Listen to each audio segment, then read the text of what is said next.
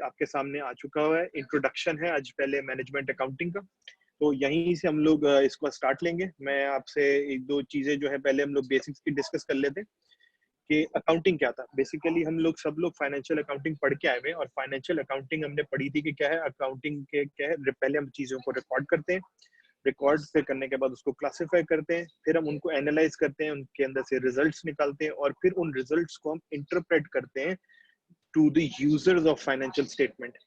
अगर मैं इसकी एक एग्जांपल लेना चाहूँ तो आपका बिजली का बिल जो है ना वो एक अकाउंट को रिप्रेजेंट कर रहा है। वो क्या अकाउंट रिप्रेजेंट कर रहा है कि आपने उसमें सारी चीजें रिकॉर्ड हुई होंगी, जो आप जितनी बिजली आपने यूज की है वो वहां पे रिकॉर्ड हुई होगी, क्लासिफाई होगी, उसमें बताया होगा कि ये क्लासिफाई की क्लासिफिकेशन की चीज की ये आपका बिजली का बिल है।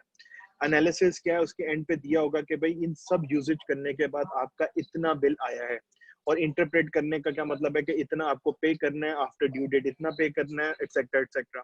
तो वो पूरा क्या है एक अकाउंट की इंफॉर्मेशन है जो आप लोगों के लिए अवेलेबल है, जिससे आप डिसीजन ले सकते हैं। डिसीजन किस तरह का ले सकते हैं? ज्यादा आया है तो पहला डिसीजन क्या होगा, भाई अगली दफा बिजली के बिल को कंट्रोल करना है, ठीक है। कम आया है तो भाई देखना ऐसे ही चलाते रहे।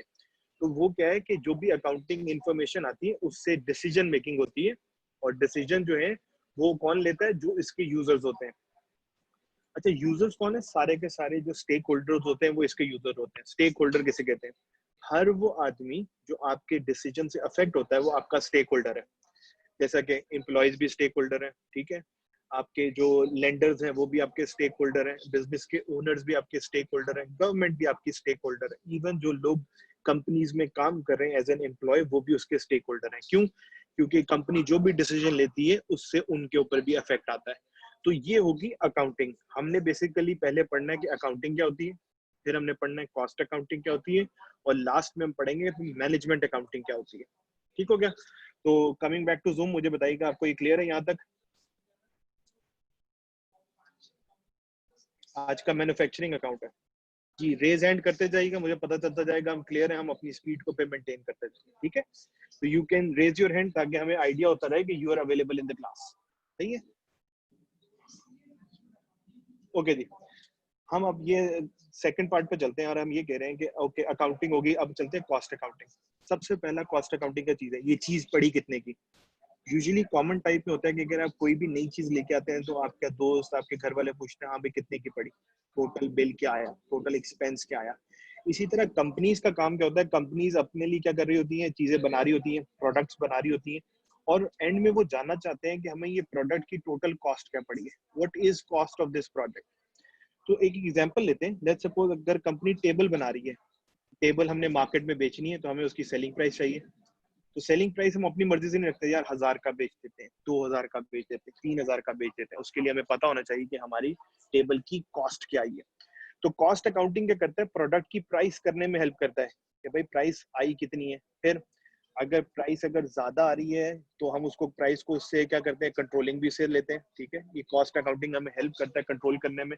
तो हमें बताता है कि भाई इस वक्त हमारे पास बजट क्या चल रहा है, किन किन हेड में कितना कितना खर्चा आया। और फिर वही हम जो इंफॉर्मेशन आती है उसको प्लान करने में भी यूज करते हैं। प्लानिंग क्या है, कितने रिसोर्सेज चाहिए, कितने लोग चाहिए इस प्रोसेस के अंदर, सिस्टम में कौन कौन इन्वॉल्व होगा, कब कब इन्वॉल्व होगा, कितने आवर्स चाहिए, कितने पैसे चाहिए।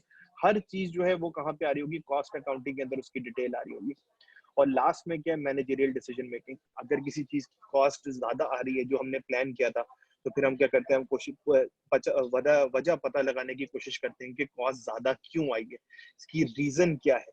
और अगर कॉस्ट को कंट्रोल किया जा सकता है तो वो भी हमने यहीं पे लेना होता है। अगर हमें लगता है कि लेट्स सपोज हमने कहा था टेबल हमें 10,000 की पड़ेगी, जब कॉस्टिंग की तो पता चला वो 11,000 की पड़ी है, तो हमें ये भी फाइंड आउट करना है इन दोनों के बीच में डिफरेंस क्यों आया, और उस डिफरेंस की रीजन क्या है, किस हेड के अंदर डिफरेंस आया, ताकि हम अप्रोप्रिएट डिसीजन ले सकें कि जो हमारा प्लान था वही हो। प्लान का मतलब है कंपनी ने एक एम बनाया हुआ, एक गोल बनाया हुआ था कि हमें ये अचीव करना है, तो वो कोशिश करेगी कि ये गोल अचीव हो जाए। उसके लिए कंपनी जो डिसीजन लेगी, कंपनी जो एक्शंस लेगी कि ये प्लान मीट हो सके, ये प्लान ये गोल अचीव हो सके, वो सारे काम हम कहते हैं वो डिसीजन मेकिंग का पार्ट होता है। और डिसीजन मेकिंग कौन करती है, मैनेजमेंट करती है। ठीक हो गया, दिस इज कॉस्ट अकाउंटिंग। अच्छा, कॉस्ट अकाउंटिंग की एक और चीज जो है ये इंटरनल यूज के लिए होती है। इंटरनल का मतलब है कि ये वाली इंफॉर्मेशन जो है बाहर कहीं अवेलेबल नहीं होगी। मतलब जैसे अगर कंपनी के बाहर का कोई बंदा है, कंपनी का बैंक है, गवर्नमेंट है, कंपनी के एम्प्लॉयज जो डायरेक्टली उस पर काम नहीं करे, तो उनको इस बारे में नहीं पता होगा कंपनी की कॉस्टिंग क्या है। क्यों नहीं पता होती? क्योंकि एक सीक्रेट होता है। हर कंपनी का अपना एक प्रोसेस होता है, हर कंपनी का अपना एक प्लान होता है। ये कंपनी के बाहर इंफॉर्मेशन अवेलेबल नहीं करते। जबकि जो फाइनेंशियल अकाउंटिंग है ये बाहर अवेलेबल होता है, हर किसी के लिए अवेलेबल है। तो कैसे? हम लोग फाइनेंशियल स्टेटमेंट्स बनाते हैं और फाइनेंशियल स्टेटमेंट्स हर किसी के लिए अवेलेबल होती है for viewing, for decision making. तो ये आउटसाइड द कंपनी होती है इंफॉर्मेशन, और ये जो इंफॉर्मेशन होती है ये इनसाइड द कंपनी होती है। ठीक हो गया? ओके। जो हम कर रहे हैं वो मैनेजमेंट अकाउंटिंग में आ गया। अच्छा, बड़ा टेक्निकल सा वर्ड है, मैं आपको इसलिए एक्सप्लेन कर देता हूँ। मैनेजमेंट और अकाउंटिंग में दोनों को सेपरेटली रिप्रेजेंट कर रहा हूँ। ये वो अकाउंटिंग है जो हम किसके लिए करते हैं? मैनेजमेंट के लिए। मैनेजमेंट का मतलब होता है टॉप मैनेजमेंट, लीडर्स, ठीक है, सीईओ, डायरेक्टर्स, ठीक है, प्रोजेक्ट हेड्स। ये सारे काम हम किन के लिए कर रहे होते हैं? इनके लिए कर रहे होते हैं। काम क्या कर रहे होते हैं? जैसा कि हम डाटा जो आता है कंपनी के अंदर, हम उसको यूज करते हैं to analyse, to interpret, to see के भाई इस डाटा में से हमें क्या इंफॉर्मेशन पता चल रही है। जैसा कि हम देख लेते हैं भाई कॉस्ट क्या आ रही है, मैनेजमेंट अकाउंटिंग में आ रहा है। फिर हम इसमें से शॉर्ट टर्म डिसीजन मेकिंग भी करते हैं, फिर हम इसमें से लॉन्ग टर्म डिसीजन मेकिंग भी करते हैं बेस्ड ऑन जो डाटा है। इसमें ये डिसीजन भी होते हैं कि इस प्रोडक्ट को कंटिन्यू करना है या डिसकंटिन्यू कर देना है, इस यूनिट को चलते रहने देना है या नहीं रहने देना है, मार्केटिंग करें या नहीं करें, प्रोडक्ट कंपनी के अंदर खुद मैन्युफैक्चर करें या बाहर से किसी से लेके अपना लोगो लगा के बेच लें। तो ये सारे डिसीजंस क्या हैं? ये टॉप लेवल या मैनेजमेंट लेवल डिसीजंस होते हैं, और हम वो कहाँ पे कर रहे होते हैं? मैनेजरियल अकाउंटिंग के अंदर कर रहे होते हैं। तो ये ऐसी अकाउंटिंग है जो कौन यूज करता है? सिर्फ मैनेजमेंट यूज करती है। इसके अंदर कॉस्ट अकाउंटिंग भी यूज होती है। तो कॉस्ट अकाउंटिंग से जो डाटा आता है वो हम जब डिसीजन मेकिंग के लिए यूज करते हैं, ऐसे डिसीजंस जो कौन लेगा? टॉप मैनेजमेंट लेगी। तो हम उसको कहते देते हैं this comes under managerial accounting. तो हम इसमें आपको आर्ट क्या सिखाएंगे, क्योंकि आपका टॉपिक ही है, आपका सब्जेक्ट ही है, हम इसमें आपको सिखाएंगे डिसीजन मेकिंग। भाई अगर आपने डिसीजन लेना है तो किन बेसिस पे लेना है, हम आपको डिसीजन मेकिंग जो है वो इस पूरे कोर्स के अंदर हमने सिखानी है आपको, कि डिसीजन लेते हुए कौन सी चीज कंसिडर करनी है और कौन सी चीज कंसिडर नहीं करनी। और इससे रिलेटेड जो जो आज बेसिक टॉपिक्स हैं वो आज हम कवर करेंगे और फिर हम उससे आगे कंटिन्यू करेंगे। तो अगर यहाँ तक क्लियर है तो आप मुझे प्लीज रेज हैंड कर दें ताकि हम आगे चल सकें। कोई क्वेश्चन है तो चैट मैंने ओपन कर ली है, आई एम हियर, तो फिर मैं इसी से आगे कंटिन्यू कर दूँ। ओके, एक्सीलेंट, जबरदस्त, शाबाश। ओके, एक आखिरी चीज मूव करने से पहले, मैनेजमेंट अकाउंटिंग का कोई फॉर्मेट नहीं होता। कॉस्ट अकाउंटिंग के फॉर्मेट होते हैं, फाइनेंशियल अकाउंटिंग के फॉर्मेट होते हैं, फाइनेंशियल अकाउंटिंग में स्टैंडर्ड्स होते हैं। स्टैंडर्ड्स का मतलब है कि आपने इन्हीं को यूज करना है to generate information, to generate reports. जबकि कॉस्ट अकाउंटिंग के अंदर भी फॉर्मेट इन्वॉल्व होता है, और मैनेजमेंट अकाउंटिंग के अंदर देयर इज नो फॉर्मेट। ठीक है, वो क्या होती है? वो हम केस टू केस बेसिस पे इसका फॉर्मेट डिफरेंट करते हैं। जैसा कि मैनेजमेंट अकाउंटिंग में शायद हम लेबर और ओवरहेड को कंसिडर कर रहे हो, ये क्या होते हैं अभी हम इसको भी पढ़ते हैं। कॉस्ट अकाउंटिंग के अंदर जो जो चीजें गिवन होगी आपको वही फॉर्मेट फॉलो करना है। अकाउंटिंग के अंदर ये नहीं हो सकता आपने अपनी मर्जी की रिपोर्ट बना के दे दी है। तो अकाउंटिंग जो होती है, हमने अभी बताया था कि आउटसाइड द कंपनी यूज होनी होती है। लेट्स सपोज दो कंपनीज हैं, दोनों एक दूसरे का कंपटीशन है, और भी सिंपल कर लेते हैं, दो जनरल स्टोर हैं जो साथ साथ बने हुए, एक फाइनेंशियल रिपोर्ट अपनी मर्जी की बना रहा है, एक फाइनेंशियल रिपोर्ट अपनी मर्जी की बना रहा है। हम दोनों में ओनर हैं, लेट्स सपोज दोनों में मेरा शेयर है। अब मैं इनकी रिपोर्ट कंपेयर नहीं कर सकता। क्यों नहीं कर सकता? एक ने किसी और तरह से बनाई हुई, एक ने किसी और तरह से बनाई। इसकी कॉमन एग्जांपल ले लें तो घर में हर कोई हिसाब रखता है, और हिसाब रखने के डिफरेंट डिफरेंट तरीके हैं। किसी ने मोबाइल में ऐप डाउनलोड की होगी, किसी ने कागज पे लिखा होगा, किसी के ज़हन में ही चल रहा होगा ये पैसे इधर देने, इतने देने, इधर देने। अगर मैं हर किसी से हिसाब मांगूंगा तो हर कोई मुझे डिफरेंट डिफरेंट हिसाब देगा, कोई लिख के बता देगा, कोई मुझे जुबानी बता देगा। बट इसीलिए इनका हिसाब कंपेरेबल नहीं होता। लेकिन जब कंपनीज हिसाब देती हैं, जब कंपनी अपनी अकाउंटिंग इंफॉर्मेशन प्रेजेंट करती है, तो वो एक स्टैंडर्डाइज फॉर्मेट होता है। और स्टैंडर्डाइज फॉर्मेट होने की सबसे बड़ी रीजन क्या है, ताकि ये जो डाटा आ रहा है हम आपस में कंपेरेबल या कंपेयर कर सकें, तो हमें पता चले कि कंपनी ए की परफॉर्मेंस अच्छी है या कंपनी बी की परफॉर्मेंस अच्छी है। कंपेरेबिलिटी की सबसे बड़ी एग्जांपल जो है ना वो आपकी रिपोर्ट कार्ड है, आपकी रिजल्ट शीट। आप सबके रिजल्ट्स आपस में कंपेरेबल होते हैं। क्यों? आपके सारे रिजल्ट्स जो होते हैं एक ही फॉर्मेट पे होते हैं और उसमें सीजीपीए दी होती है, तो पता चल जाता है किसकी सीजीपीए ज्यादा है, किसकी कम है, किसकी परफॉर्मेंस ज्यादा अच्छी है और किसकी परफॉर्मेंस कम अच्छी है। मैनेजमेंट अकाउंटिंग में कोई फॉर्मेट है, ठीक है, वो केस टू केस बेसिस पे हम देखते हैं कि क्या चीज इंक्लूड करनी है और क्या चीज हमें एक्सक्लूड करनी है। तो अब आगे चलते हैं, जो हमारा सबसे पहला है, इन दोनों का डिफरेंस हम एक दफा दोबारा आइडेंटिफाई कर लेंगे, हमें पता चल जाएगा। तो सबसे पहला जो है डिफरेंस क्या है कि जी मैनेजमेंट अकाउंटिंग अभी अभी बनी है, 70-80 साल पुरानी है, इससे ज्यादा पुरानी नहीं थी। जबकि फाइनेंशियल अकाउंटिंग 1494 से चल रही है। पकौली, लुकास पकौली जो है, इसने पहली दफा इटालियन मर्चेंट था, इसने फाइनेंशियल अकाउंटिंग के कॉन्सेप्ट जो है वो बनाए थे। फाइनेंशियल अकाउंटिंग कौन यूज करते हैं? Shareholders, directors, managers, investors, creditors, government agencies. Outside the company, inside the company, हर बंदा यूज कर रहा होगा। ये वाला सिर्फ इनसाइड है, इंटरनल मैनेजर्स, डिसीजन मेकर्स और कभी कभी शेयर होल्डर्स भी, बट ज्यादातर इनसाइड द कंपनी इंफॉर्मेशन रहती है। इस काम का क्या होता है कि इससे जो डिसीजन आते हैं वो फ्यूचर में हेल्प करते हैं। आज सोच लिया ये प्रोडक्ट नहीं बनाना, इसका मतलब ये मेरे फ्यूचर के प्रॉफिट्स को अफेक्ट करेगा। ये डिसीजन जो है ये फॉरवर्ड लुकिंग डिसीजन है, इससे जो भी काम करेंगे आगे आने वाले वक्त पे अफेक्ट आएगा। जबकि फाइनेंशियल अकाउंटिंग क्या करती है, जो काम आज तक हो चुके हैं सिर्फ वो रिकॉर्ड करते हैं। इसमें कौन सी इन्फॉर्मेशन होती है? हिस्टोरिकल इन्फॉर्मेशन होती है। जो भी आज तक काम हो चुका है, जो इवेंट्स, जो अकरेंसेस हो चुकी हैं, सिर्फ वो रिकॉर्ड हुई होती हैं। तो इसके अंदर जो इन्फॉर्मेशन होती है वो हिस्टोरिकल इन्फॉर्मेशन होती है।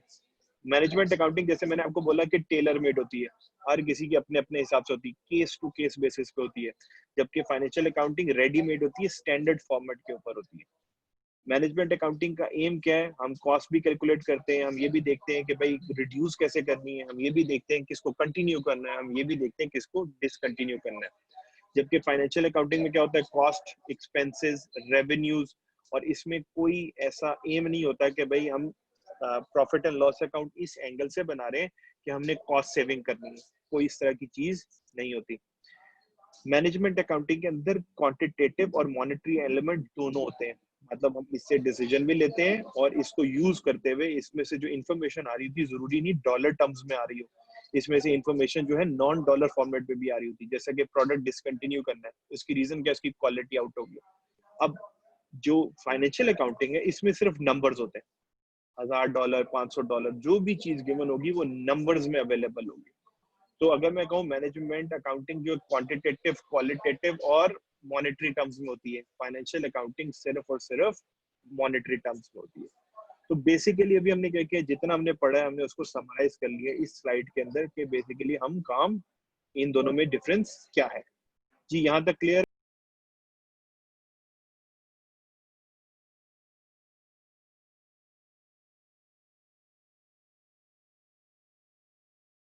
Next slide. अब मैं कोशिश करता हूँ स्लो करने की स्पीड, मुझे बता देना अगर ये स्पीड अप्रोप्रिएट है कि नहीं। जब आपने चीज बनानी है, लेट्स सपोज आपने एक टेबल बनाई है। अब टेबल में क्या क्या लगा है? आपके पास रॉ मटेरियल लगा है, ठीक है, इसके अंदर आपकी लेबर भी लगी हुई है और भी खर्चे आए होंगे, अदर एक्सपेंसेस, तब जाके ये टेबल तैयार हुई होगी। तो हम कह रहे हैं कि जब भी हमने किसी चीज की कॉस्ट फाइंड आउट करनी है, हम ये फाइंड आउट करना चाहते हैं कि इस टेबल की टोटल कॉस्ट क्या है, खर्चा क्या है, टेबल कितने की बनी है। तो हम उसमें क्या क्या इंक्लूड करेंगे? मटेरियल कितने का लगा है, लेबर कितने की लगी है और हमारे पास ओवरहेड्स कितने के आए।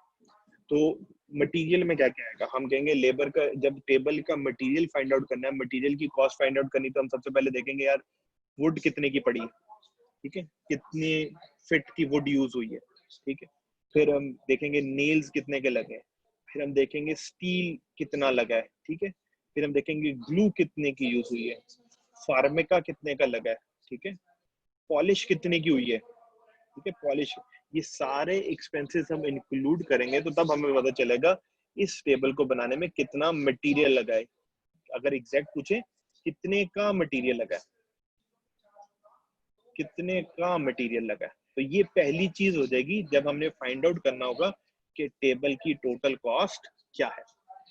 जब हम लेबर पे जाएंगे तो लेबर में हम देखेंगे कितने लोग इन्वॉल्व थे। सबसे पहले तो कौन इन्वॉल्व होगा? कारपेंटर होगा। कारपेंटर का काम क्या है? इसने टेबल बनाई है, इसके सारे खर्चे आएंगे, ठीक है। फिर पॉलिश वाला आएगा, पॉलिश वाले के भी होंगे, ठीक है। फिर एक आदमी होगा जिसने इसकी पैकिंग की होगी, ठीक है। फिर एक लिफ्टर होगा जो इसको उठा के पहुंचाएगा वेयर हाउस के अंदर, ठीक है।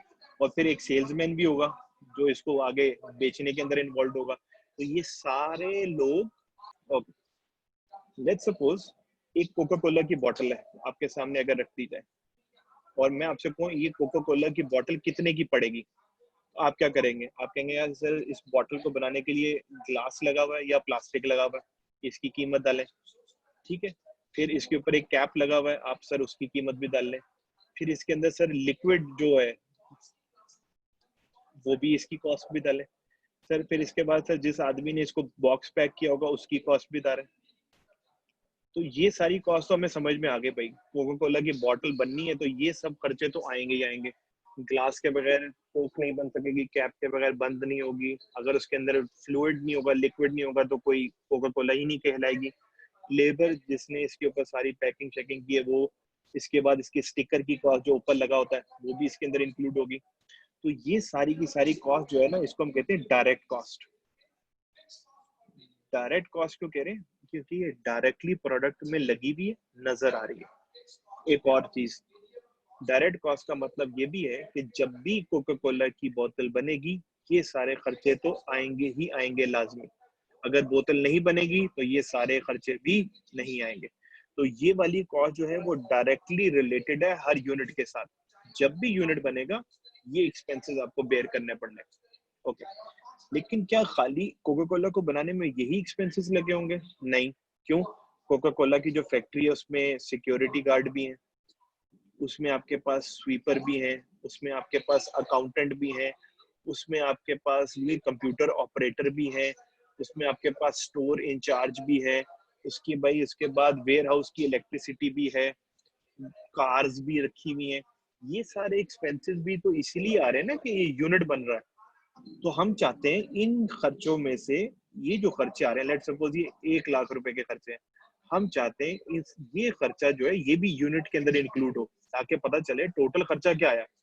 तो हम क्या करते हैं, लेट सपोज इस फैक्ट्री में 10,000 बोतलें बनती हैं, हमने कहा जी टोटल खर्चा 1 लाख है, 10,000 बॉटल्स बनी है, तो 10 रुपीज पर बॉटल जो है ये खर्चा भी उसकी कॉस्ट के अंदर ऐड किया जाए।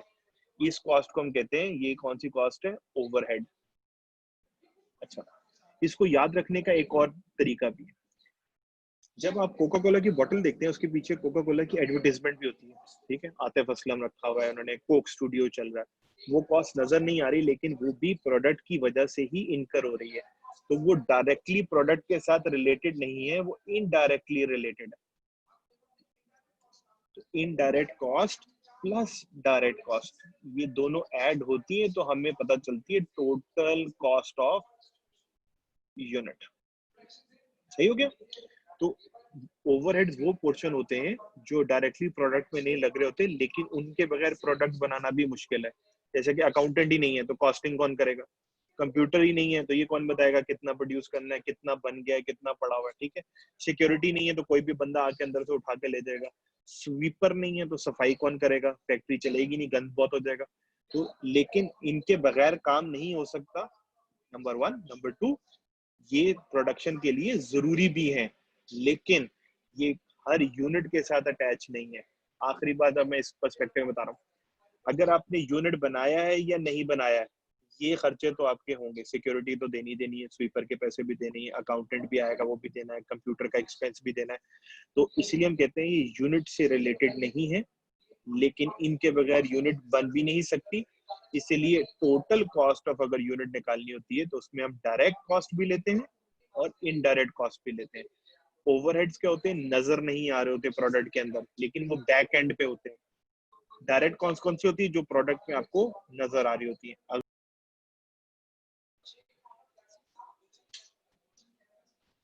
ओके, अब मैं जो अभी जितने क्वेश्चन भी आ रहे हैं, हमने डायरेक्ट और इनडायरेक्ट कॉस्ट डिस्कस की। मैं इसके साथ आपको एक चार्ट दिखाना चाह रहा हूँ ताकि आपको थोड़ा सा आइडिया हो जाए कि हम डायरेक्ट और इनडायरेक्ट की बात क्या कर रहे हैं। अच्छा, कॉस्ट दो तरह की होती है। कॉस्ट हमारे पास डायरेक्ट भी होती है, हमारे पास इनडायरेक्ट भी होती है। अच्छा देखो, इसमें डायरेक्ट के अंदर डायरेक्ट मटेरियल भी है, डायरेक्ट लेबर भी है और डायरेक्ट ओवरहेड्स भी आते हैं। ठीक है, कई ऐसे एक्सपेंसेस होते हैं ओवरहेड्स के जो डायरेक्टली यूनिट के साथ अटैच्ड होते हैं। जैसे कि अगर आपने कोई टूल्स लिए हुए हैं जो स्पेसिफिक काम के अंदर इस्तेमाल हो रहे हैं, तो वो डायरेक्टली क्या हो रहा है, प्रोडक्ट पे लग रहा है। जैसे भाई यार ये वाला जो रेंच है ना, सिर्फ इसी यूनिट को बनाने में काम आ सकता है। ठीक है, तो ये क्या हो गया, डायरेक्ट ओवरहेड हो गया। ये डायरेक्ट, ठीक है, डायरेक्टली प्रोडक्ट के अंदर इन्वॉल्व है। अच्छा, जो लोग प्रोडक्ट में डायरेक्टली बना रहे हैं, जो उसको अरेंज कर रहे हैं, जो उसके ऊपर कैप लगा रहे हैं, जो उसके ऊपर स्टिकर्स लगा रहे हैं, वो क्या है, वो यूनिट को बनाने में डायरेक्टली इन्वॉल्व है। तो वो वर्कर्स जिसकी वजह से प्रोडक्ट बन रही है, वो सारे के सारे डायरेक्ट लेबर होंगे। हर वो काम, हर वो रॉ मटेरियल जो डायरेक्टली प्रोडक्ट बनाने में यूज हो रहा है, वो डायरेक्ट मटेरियल है। इसी तरह इनडायरेक्ट में बेटे जैसे चार एक्सपेंसेस आ रहे हैं आपके पास। एक आ रहा है वो एक्सपेंस जो प्रोडक्शन की वजह से हो रहा है, एक वो एक्सपेंस जो एडमिनिस्ट्रेशन की वजह से बेयर करना पड़ा है, एक वो एक्सपेंस जो उसको बेचने की वजह से, सेलिंग की वजह से करना पड़ा है, और एक वो है जो उस प्रोडक्ट को डिफरेंट वेयर हाउसेस से निकाल के स्टोर तक पहुंचाने में, यानी कि डिस्ट्रीब्यूशन में, उसकी पैकिंग में, उसकी अरेंजिंग में यूज होता जा रहा है। तो ये सारे जो एक्सपेंसेस हैं, ये इनडायरेक्ट एक्सपेंसेस हैं। अच्छा, अब प्रोडक्शन के अंदर इनडायरेक्ट मटेरियल भी है, इनडायरेक्ट लेबर भी है, इनडायरेक्ट अदर एक्सपेंसेस भी हैं। जैसा कि आपने अभी बात की ग्लू की। अगर फर्ज कर लें ड्रॉर बना रहे हैं, मेज का ड्रॉ होता है, ड्रॉ में सिर्फ ग्लू लगती है बस, लेकिन ग्लू और जगहों पे भी काम आती है। तो हम कह रहे हैं कि भाई ये मटेरियल ऐसा है जो बड़ा नेग्लिजिबल, बहुत छोटी अमाउंट में यूज होना होता है, एक बात। और ये नहीं कह सकता कि ग्लू सिर्फ टेबल बनाने के लिए या ड्रॉर बनाने के लिए यूज हो रही है। भाई ग्लू तो हमने रखी हुई है, पेपर्स को जोड़ने के लिए भी रखी हुई है। तो हम ये नहीं कह सकते ये वाली ग्लू सिर्फ टेबल को लगेगी, ये वाली ग्लू जो है सिर्फ इसको लगेगी। तो हम क्या करें, this is an indirect material. ऐसा मटेरियल जो इनसिग्निफिकेंट अमाउंट में हो, नंबर वन। नंबर टू, हम ये ना कह सकें कि सिर्फ ये इसी काम में यूज हो रहा है, that is an indirect material. ठीक हो गया।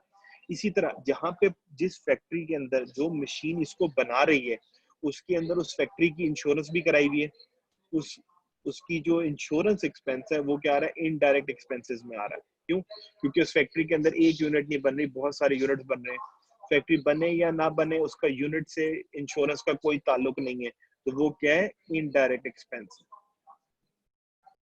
अब मैं कह रहा हूँ एडमिन में क्या क्या आएगा। एडमिनिस्ट्रेशन में देखो, जो स्टेशनरी जिससे काम कर रहे हैं सारे लोग, फाइलें आ गई, चीजें आ गई, मार्कर आ गए, लिखने वाली चीजें आ गई, पेपर आ गए, वो सारे क्या है, इनडायरेक्ट मटेरियल है।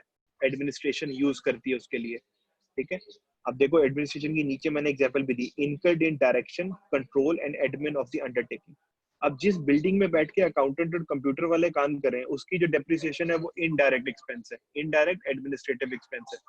जो अकाउंटेंट आपके पास काम कर रहे हैं, जिनकी सैलरीज आप पे कर रहे हैं, वो प्रोडक्शन में इन्वॉल्व नहीं है, बट उनके बगैर काम नहीं हो सकता, इनडायरेक्ट भी है। और कौन सी, इनडायरेक्ट लेबर है। इनडायरेक्ट डेप्रिसिएशन जो है फैक्ट्री की बिल्डिंग का, जिसमें सेठ बैठ रहा है, जिसमें अकाउंटेंट बैठ रहे हैं, जिसमें कंप्यूटर वाले लोग बैठ रहे हैं, वो इनडायरेक्ट ओवरहेड है। मटेरियल में क्या क्या आ रहा है इनडायरेक्ट एडमिनिस्ट्रेटिव में, स्टेशनरी जो यूज कर रहे हैं, ठीक है, पेन पेंसिल, ये वो सारी चीजें, पेन, सारा कुछ जो है वो इनडायरेक्ट एक्सपेंसिव है। अगर मैं सेलिंग में आ जाऊं, तो सेलिंग में कौन सा मटेरियल है जो इनडायरेक्ट होगा, जो प्राइस लिस्ट बनाई है, ठीक है, प्रिंटिंग के लिए जो सामान आया है, जो स्टेशनरी मंगवाई है, वो बेचने के लिए जरूरी है, प्रोडक्शन में उसका कोई काम नहीं है। अगर वो नहीं होगा तो रेट लिस्ट कैसे दिखाएंगे क्या बन रही है, ठीक है। वो लोग जो सेल्स करने के लिए रखे हुए हमने। अच्छा, इनको इनडायरेक्ट क्यों कह रहे हैं सेल्स वालों को? सेल्स वाले स्टाफ ने तो आना है, चाहे आप यूनिट बनाएं या ना बनाएं, उन्होंने तो, उनको तो रखा है माल बेचने के लिए, उनका कोई ताल्लुक नहीं है डायरेक्टली प्रोडक्शन के साथ, इसलिए हम कह रहे हैं ये सारे इनडायरेक्ट है। अब फिर हमने क्या कहा, इनडायरेक्ट की तीन टाइप है, या तो इनडायरेक्ट मटेरियल होगा, या लेबर होगा, या ओवरहेड होगा। इसी तरह जब हम एडवर्टीजमेंट कर रहे हैं आपकी प्रोडक्ट की, तो वो क्या है, इनडायरेक्ट एक्सपेंस है। कौन सा, इनडायरेक्ट सेलिंग ओवरहेड है। डिस्ट्रीब्यूशन में आ जाएंगे, कॉस्ट ऑफ पैकिंग केसेस, आपने मंगवाया सामान मंगवाने के लिए, स्टोर करने के लिए, प्लास्टिक मंगवाया रैप करने के लिए, ठीक है, उसमें एक अकाउंटेंट बैठा है जो बता रहा है सर इतना माल आ गया, इतना डिस्पैच कर दिया लोगों के पास, और जिस वेयर हाउस में ये सामान पड़ा हुआ है उससे रिलेटेड जो डेप्रिसिएशन है वो भी हम ऐड करेंगे, लेकिन वो किस हेड के अंदर ऐड करेंगे, डिस्ट्रीब्यूशन ओवरहेड के अंदर ऐड करेंगे। तो हमने बता, अगर इसको एक साइड में सम अप करें, मैं अब इस वक्त जो है ग्रीन यूज करने लगा। एक्सपेंसेस दो तरह के, डायरेक्ट, इनडायरेक्ट।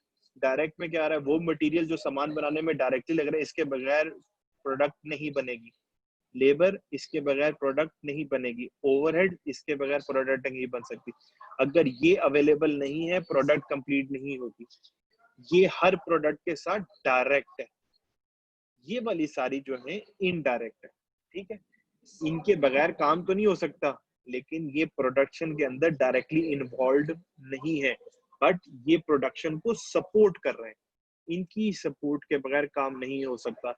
अगर वेयर हाउस वाला बंदा नहीं आया होगा तो डिस्पैच करने में मुश्किल होगी। ठीक है, अगर आपके पास सिक्योरिटी वाला नहीं होगा तो तब भी मुश्किल होगी। अगर आपने जो है अकाउंटेंट नहीं बैठा होगा तब भी मुश्किल होगी। अगर आप प्रिंटिंग नहीं कराएंगे, आप उसके लिए एडवर्टीजमेंट नहीं तैयार करेंगे, तो ये सारे खर्चे हो तो रहे हैं, लेकिन ये यूनिट बने या ना बने उसके बगैर भी होंगे। इनका यूनिट से डायरेक्टली कोई राब्ता नहीं है, लेकिन यूनिट इनके बगैर इनकम्प्लीट भी है। इनके बगैर इस प्रोसेस को स्मूथली रन नहीं कर सकते। Let's move forward. अच्छा, ये कुछ मैंने एग्जांपल्स निकाली हैं और इन एग्जांपल्स के थ्रू हम आइडेंटिफाई करने की कोशिश करते हैं कौन सी चीज कहाँ पे आएगी। जिन लोगों को अभी भी प्रॉब्लम था वो इससे सॉल्व हो जाएगा। अब देखो, मैंने सबसे पहले हेडिंग बना ली। मैंने इसमें प्रोडक्ट की भी बनाई हुई है, सेलिंग की भी बनाई हुई है, एडमिन की भी बनाई हुई है, रिसर्च एंड डेवलपमेंट की भी बनाई हुई है। तो सबसे पहले देख लो, cost of oils used to lubricate production machinery. ये ऑयल किसमें डल रहा है, प्रोडक्शन मशीनरी के अंदर।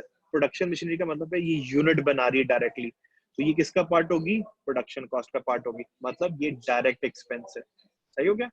इसी तरह मोटर व्हीकल्स जो है, लाइसेंस जो लिया है हमने, लॉरीज के मीन ट्रक, ठीक है, जो इनके अंदर लिए हुए, ये किस लिए यूज हो रहे हैं, ट्रक सामान बेचने के लिए यूज हो रहे हैं। ये कहाँ पे आ रहे हैं, सेलिंग एंड डिस्ट्रीब्यूशन कॉस्ट के अंदर आ रहे हैं। ठीक है, अब ये देखो, depreciation of factory plant and equipment.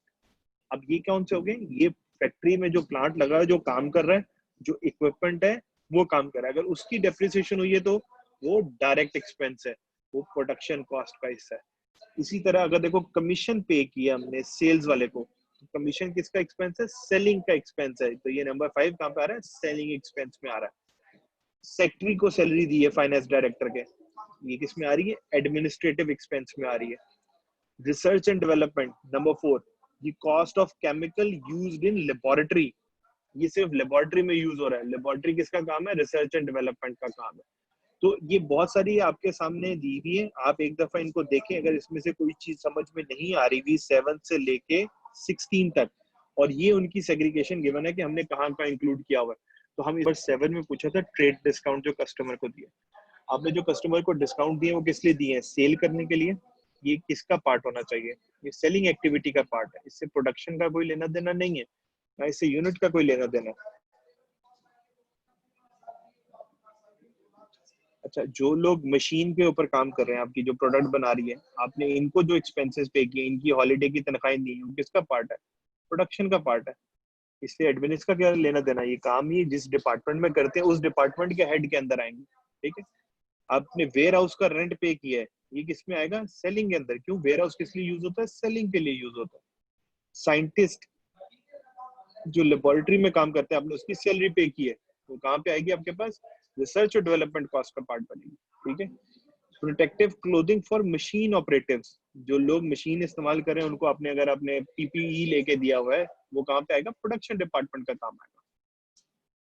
जी भाई, यहाँ तक सब क्लियर है, शाबाश। 14, 9 और 14, 9, 13 और 14। Insurance of company premises. Premises का मतलब होता है इसमें सारी कंपनी के लेने देना आ जाता है, पूरे के पूरे जितने लोग भी हैं। अब कंपनी की प्रेमिसेस को कौन मेंटेन कर रहा होता है, एडमिनिस्ट्रेशन वाले। जैसे कि मैं आपको बता दूं, इकरा यूनिवर्सिटी की प्रेमिसेस क्या है, जो इकरा यूनिवर्सिटी की बाहर वाली बाउंड्री है, इसके अंदर जो मामला भी हो रहे हैं, पानी कहाँ पे लगाना है, गमले कहाँ पे रखने हैं, पेंट कहाँ पे होना है, ये सारे कौन देख रहा होगा, एडमिनिस्ट्रेशन देख रही होगी। तो ये किसका एक्सपेंस होगा, एडमिनिस्ट्रेटिव कॉस्ट का एक्सपेंस होगा। ठीक है, 15 देख लो, टाइपराइटर जो यूज हो रहा है जनरल ऑफिस के अंदर, वो कहाँ पे जाना चाहिए, टाइपराइटर किसके अंडर होगा। ठीक है, जो उसके अंदर सब इन्वेंट्री मंगा के रखी होगी, स्टेशनरी वगैरह किसके पास होगी। इसके प्रिंटर का अगर टोनर चाहिए होगा तो किसके पास जाएंगे हम लोग, एडमिन के पास जाएंगे। It is part of administrative cost. जी सही है, ये रेज हैंड कर दो, सब तक क्लियर है? शाबाश, आगे चले, हम कंटिन्यू करें। 14 तो मैंने बताया। सुपरवाइजर जो काम कर रहा है, अब सुपरवाइजर की तो सुपरवाइजरी रोल है, उसने तो जो माल बन रहा है सब को देखना है। यूनिट ए बन रहा है, बी बन रहा है, सी बन रहा है, डी बन रहा है, सबको देख रहा होगा। तो ये सुपरवाइजर जो है ये तो सब यूनिट्स का है, किसी एक यूनिट के साथ डायरेक्टली रिलेटेड तो नहीं है कि है भाई। जिसने 14 का पूछा है, मूव फॉरवर्ड। अब आ जाते हैं, 3 तरह की कॉस्ट होती है, एक होती है रेलेवेंट कॉस्ट, एक होती है अपॉर्चुनिटी कॉस्ट, एक होती है संक कॉस्ट। मैं इसकी डेप्थ में नहीं जाऊंगा क्योंकि डेप्थ ऑलरेडी कॉस्ट अकाउंटिंग में पड़ी हुई है, मैं आपको सिर्फ ये बता दूंगा कि इनका मकसद। संक कॉस्ट क्या है? हिस्टोरिकल, ऐसे खर्चे जो हो चुके हुए, उनकी वजह से कोई हमारे डिसीजन के ऊपर फर्दर फर्क नहीं पड़ेगा, ऐसे खर्चे जिनको मैं वापस नहीं ला सकता, कंपनी एक्सपेंस बेयर कर चुकी हुई है, that is known as sunk cost. Opportunity cost क्या है? मेरे पास क्या है, लेट्स सपोज एक बंदा है जो 1000 रुपीज पर डे पे काम करता है, ठीक है, उसने 2 दिन की छुट्टी ली है और उसकी वजह से उसको ये 1000 रुपीज पर डे नहीं मिलेगा। इस 2 दिन की छुट्टी के अंदर उसने सोचा मैं एक ट्रिप करके आता हूँ इंटीरियर का, और उसके लिए उसने 2000 रुपीज स्पेंड किए हैं। अगर उससे पूछा जाए ये 2 दिन जो आप वेकेशन पे गए हैं, ये आपको वेकेशन का टोटल खर्चा क्या आया है, तो वो क्या बताएगा? सर 2000 रुपीज की तो डायरेक्ट मैं वेकेशन के ऊपर मैंने डायरेक्ट खर्चा लगाया, पेट्रोल, खाना पीना, ये वो, प्लस इसके अलावा 2000 रुपये मुझे वो जो मेरा नुकसान हुआ है कि मैं काम पे नहीं गया था, वो भी इसी वेकेशन की वजह से हुआ है। तो टोटल वेकेशन जो मुझे पड़ी है ये कितने में पड़ी है? 4000 रुपीज में। तो अपॉर्चुनिटी कॉस्ट क्या होती है कि जैसे अगर मेरे पास 2 चॉइसेस हैं, काम पे जाऊं तो 1000 मिलेगा, काम पे नहीं जाऊं तो ये 1000 नहीं मिलेगा, तो ये मेरी अपॉर्चुनिटी कॉस्ट है। जो मैं चॉइस करूंगा उसकी वजह से जो एक्सपेंस आएगा वो उस अपॉर्चुनिटी के अंदर उस चॉइस को अवेल करने की कॉस्ट है, that is known as your opportunity cost. Relevant cost क्या होती है? रेलिवेंट कॉस्ट का मतलब है कि अगर मैं ये फैसला करने लगा कि मुझे ये काम करना है, उस डिसीजन की वजह से जो भी एक्सपेंसेस इनकर होंगे वो सारे के सारे क्या होंगे? रेलेवेंट होंगे और वो उसके अंदर इंक्लूड होंगे, that is known as relevant cost. Sunk cost historical है, रिकवरेबल नहीं है, कोई फर्क नहीं पड़ता, हो चुकी हुई है, पास्ट का पार्ट है। हिस्टोरिकल कॉस्ट है, हम इसको इंक्लूड नहीं करते, क्यों? क्योंकि मैं फैसला करूं या ना करूं इसका कोई फर्क नहीं पड़ता, ये खर्चा मैं ऑलरेडी कर चुका हूं। अपॉर्चुनिटी कॉस्ट को मैं कंसिडर करता हूं, क्यों? क्योंकि जो भी मैं चॉइस करूंगा, प्रोडक्ट ए बनाऊं या बी बनाऊं, अगर मैं ए छोड़ के बी बनाता हूं तो मैंने ए की इनकम छोड़ी है, तो ए मेरी अपॉर्चुनिटी कॉस्ट होगी। रेलिवेंट कॉस्ट के अगर मैंने ए यूनिट बनाने लगा, उससे रिलेटेड जो मटेरियल, लेबर और ओवरहेड आएंगे वो उस प्रोडक्ट से उस डिसीजन के लिए रेलिवेंट है, तो वो रेलिवेंट कॉस्ट कहलाएगी। ओके जी, कॉस्ट ऑफ गुड मैन्युफैक्चरिंग जो है आज का हमारा टॉपिक है, लास्ट है, और इससे रिलेटेड क्वेश्चन आंसर्स हमने करने 5-6, तो इसलिए इसको समझना बहुत जरूरी है, अदरवाइज जो है ना आगे क्वेश्चन आंसर्स में बहुत मुश्किल हो जाएगी। तो all of you are, start करते हैं। सबसे पहले जो है, जब आप कॉस्ट फाइंड आउट कर रहे हैं कि एक चीज को बनाने की कितनी कॉस्ट खर्च हुई है, तो सबसे पहले हमने कहा था मटेरियल की कॉस्ट यूज करेंगे कि मटेरियल कितना लगा है। तो अब मटेरियल के लिए ना हमें कुछ काम करना पड़ेगा, जैसा कि मैं एक एग्जांपल से स्टार्ट करता हूँ, बिल्कुल सिंपल एग्जांपल से स्टार्ट करता हूँ। आपके पास 10 रुपए का माल जो है वो वेयर हाउस में पड़ा हुआ था, आपने 100 रुपए का और खरीद लिया, तो आपके पास टोटल माल कितना पड़ा हुआ है? 110। जब साल खत्म हुआ तो इसमें से 50 रुपए का अभी भी गोडाउन में पड़ा हुआ है, तो आखिरी चीज क्या आ जाएगी? यूज कितने का हुआ है? 60 का यूज हुआ है। मैं दोबारा बताने लगा, 10 रुपीज का माल पहले पड़ा हुआ था, नंबर 1। 100 रुपीज का मैंने और परचेज कर लिया, तो टोटल मेरे पास कितने का माल आया इस टाइम पीरियड में? 110। जब साल खत्म हुआ तो मैंने देखा वेयर हाउस में अभी भी 50 रुपीज का माल पड़ा हुआ है। अगर मुझसे कोई पूछे भाई आपने यूज कितने का किया, तो मैं कहूंगा 60 का यूज किया हुआ है। जैसा कि 110 का पड़ा हुआ था, 50 अभी भी गोदाम में पड़ा हुआ है, तो इस्तेमाल कितना हो गया? 60। अब मैं अगर इसकी एग्जांपल बना लूं तो ये जो 10 है ये मेरा क्या है? ओपनिंग स्टॉक या ओपनिंग इन्वेंटरी प्लस ये जो मैंने 100 का और खरीदा है, ये क्या हो गया, मटेरियल परचेज्ड। ये जो 50 का अभी भी वेयर हाउस में पड़ा हुआ है, ये क्या है मेरे पास, क्लोजिंग स्टॉक या क्लोजिंग इन्वेंट्री। और जो 60 यूज हो गया है, ये क्या हो गया, मटेरियल यूज्ड। ठीक हो गया। ओपनिंग स्टॉक वो है जो साल के शुरू में था, 100 का मैंने और खरीदा, टोटल 110 का माल है मेरे पास, 50 का अभी भी पड़ा हुआ है, तो यूज कितने का हो गया, 60 का। Opening stock plus purchases minus closing stock is equal to material used. जी क्लियर, देखें, opening stock plus purchases minus closing stock is equal to material used.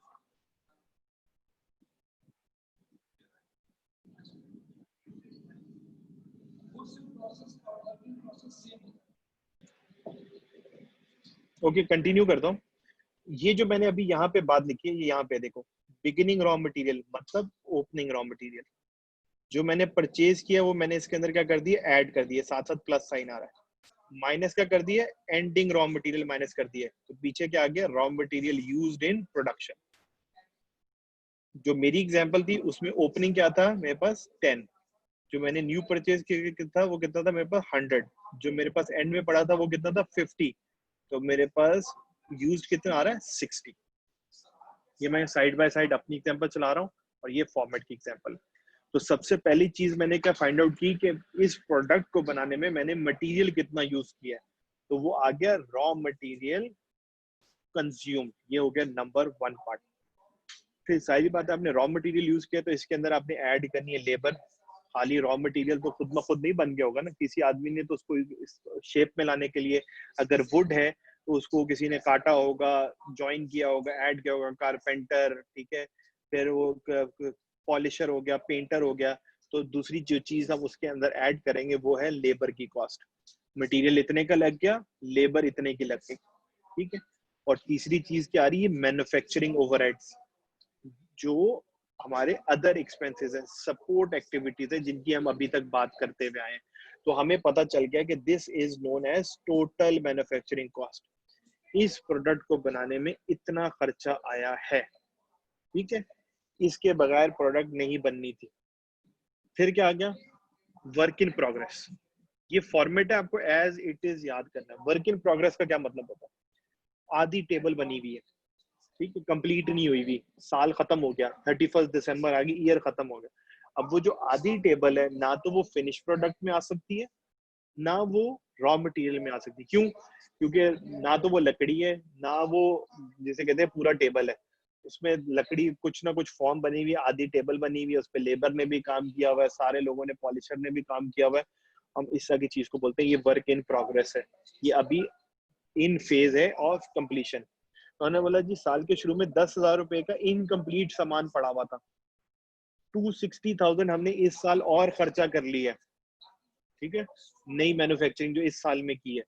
और 5,000 अभी भी जो है वो साल के एंड पे इनकम्प्लीट माल पड़ा हुआ है। 10,000 क्या था साल के शुरू में जो इनकम्प्लीट था, 5,000 क्या है जो साल के एंड में अभी भी इनकम्प्लीट पड़ा हुआ है। तो इस साल का कितना खर्चा है, 260,000। तो इस दफा जो गुड्स बने हैं उनकी जो टोटल मैन्युफैक्चरिंग की कॉस्ट है वो कितनी है, 265,000। तो ये तीन काम जो है वो आपको ऐड करेंगे तो आपके पास जो है वो कॉस्ट ऑफ गुड्स मैन्युफैक्चर्ड आएगा, raw material used plus direct labour plus manufacturing overhead. फिर आपने work in progress add minus किया तो आपके पास आ गया कॉस्ट ऑफ गुड्स मैन्युफैक्चर्ड आ जाएगा। मैं एक दफा वापस जा रहा हूँ, अब जूम पे आ रहा हूँ ताकि देख लूँ कोई क्वेश्चन है कि नहीं है। अब हम इसी को एक क्वेश्चन के थ्रू सॉल्व करते हैं, हमारे लिए ज्यादा आसान हो जाएगा इसको समझना कि हम लोग क्या कर रहे हैं।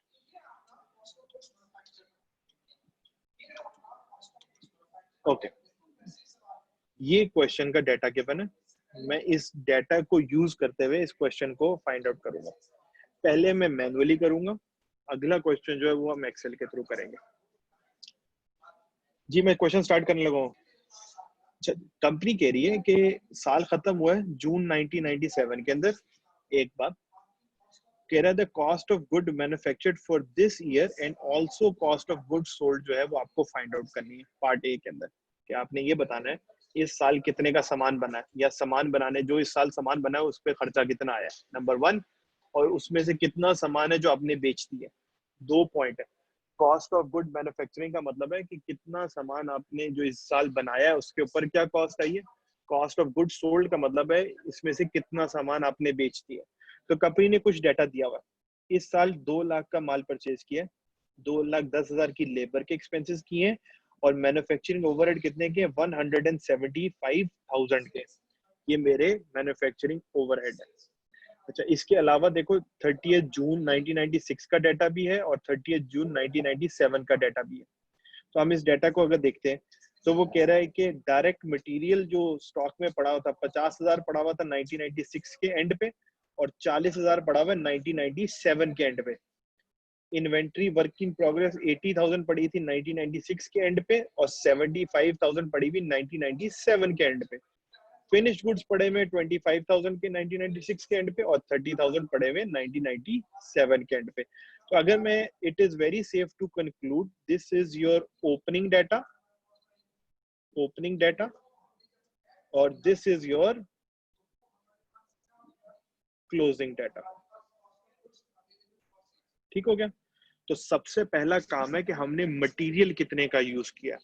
तो मैं एक ब्लैंक पेज में जा रहा हूँ, ये आगे ब्लैंक पेज में सबसे पहले मैं क्या करने लगा, ओपनिंग रॉ मटेरियल।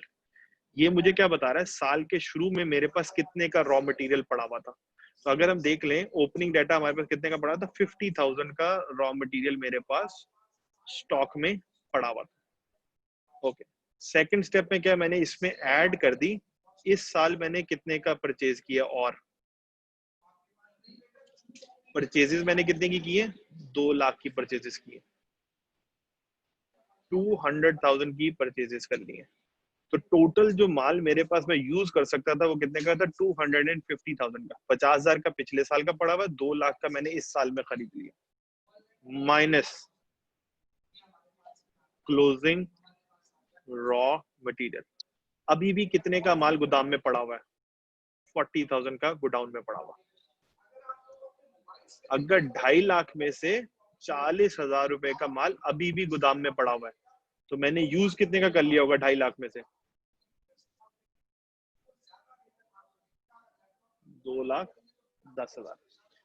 जो ओपनिंग था वो मैंने ऐड कर दिया, परचेजेस ऐड कर दी, क्लोजिंग माइनस कर दी, तो यूज कितने का हो गया, 2,10,000। अच्छा, इन केस अगर आप देखें डाटा प्लस माइनस ऐसा हो सकता है कि मे बी गलती हुई हो, ये ओपनिंग हो और ये क्लोजिंग हो। अभी जो डाटा मेरे सामने मैं वही उसी की बेस पे वैल्यूज निकाल रहा हूँ, और मैंने इसको हाईलाइट कर दिया, this is your opening data, this is your closing data. ये यहाँ ओके, ये हो गया हमारा मटेरियल का पार्ट, इतने का तो हमने सामान लगाया है बनाने में। अब क्या ऐड करेंगे इसमें, अब हम इसमें ऐड करेंगे डायरेक्ट लेबर। भाई मटेरियल इतने का लगा है, लेबर कितने की लगी है, लेबर में उन्होंने बता दिया कितने की लगी है, 210,000 की। तो लेबर मैंने इसमें ऐड कर दी कितने की, 210,000। ये आ गई मेरे पास डायरेक्ट लेबर। तीसरी चीज हमने क्या इसमें ऐड करनी थी, फॉर्मेट के हिसाब से अगर मैं आपको फॉर्मेट एक दफा दोबारा दिखा दूं, रॉ मटेरियल ऐड कर दिया हमने, लेबर ऐड कर दिया। अब हमने क्या ऐड करना है इसमें, मैन्युफैक्चरिंग ओवरहेड ऐड करना है।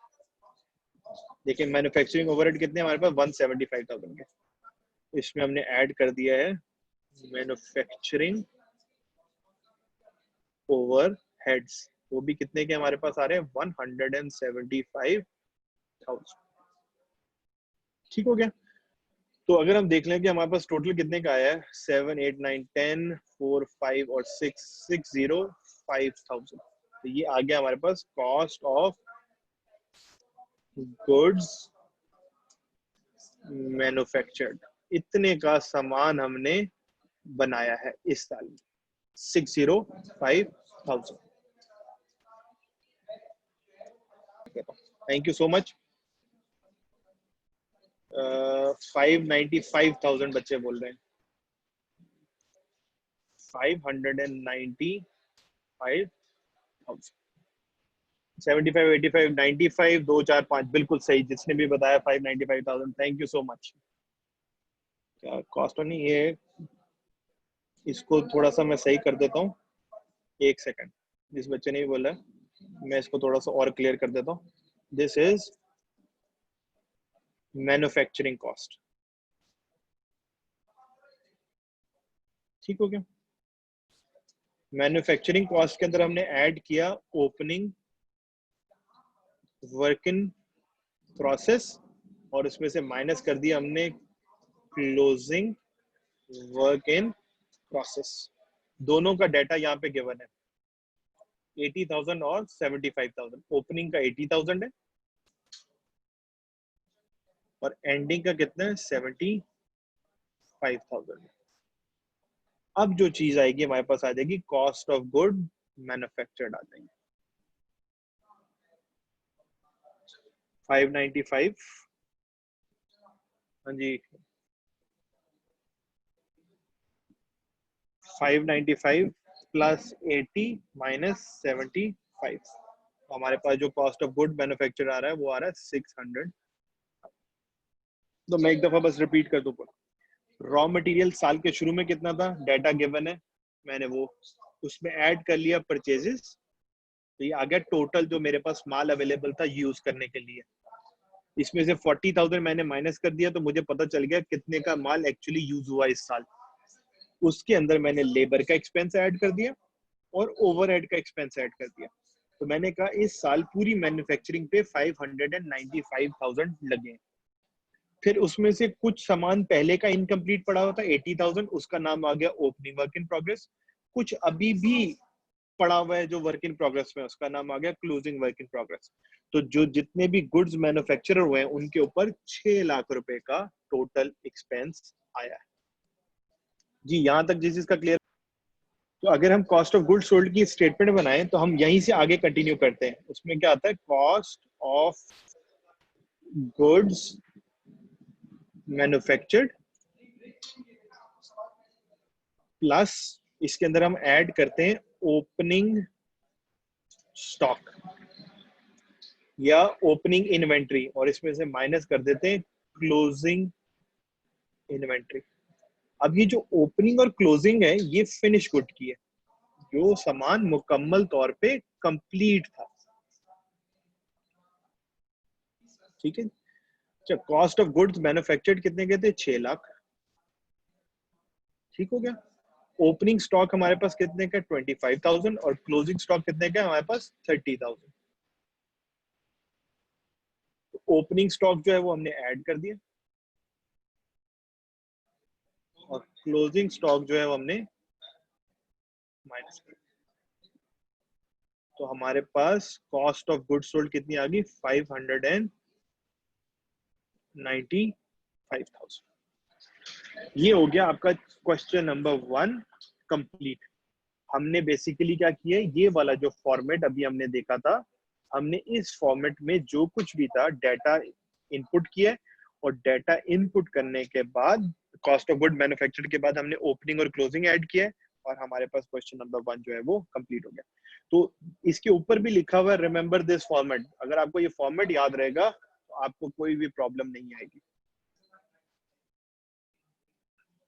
जी, ये क्वेश्चन नंबर 1 हमने कंप्लीट कर लिया। ये कंप्लीट आंसर आपके पास आता है।